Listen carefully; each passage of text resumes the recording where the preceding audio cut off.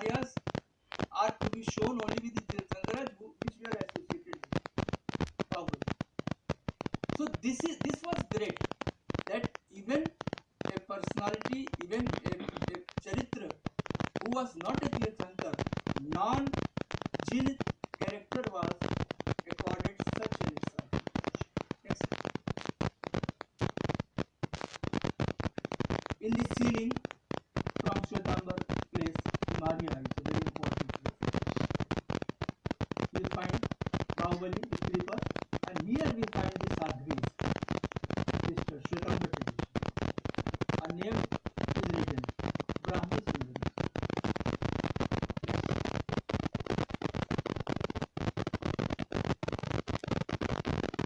Here Brahmi and Sundari. Sadhvivesh. It comes from Shatrughna. And elephant. Elephant means they reminded him at the command of Rishabhnath that why are you riding on the ride of like an elephant? So just get rid of this. And when reminded, he immediately got or attained omniscience. Another,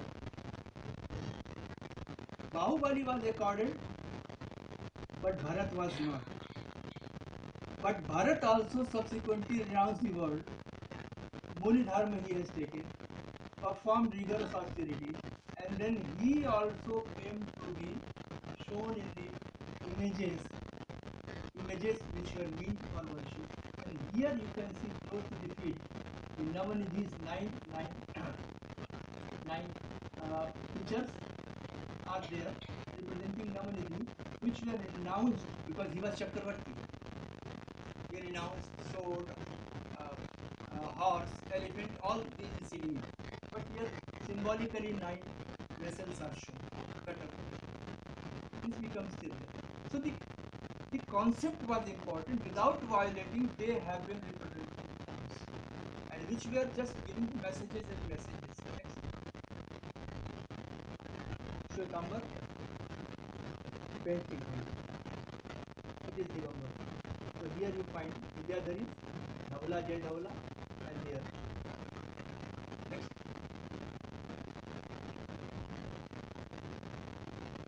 Vaishnavism was so preferred or imbibed in Jainism. You see, from Vimalavashri we find one of the most brilliant representation of Narasimha. So dynamic, you see, strong Narasimha. And here Krishna plays holy with Gop and Gopikas. It comes from Jain tradition. It is in the Vimalavashri series. And by 12th century, 1150, we do not find any representation in stone art or in painting from medical context of Guru. It comes from Jain tradition.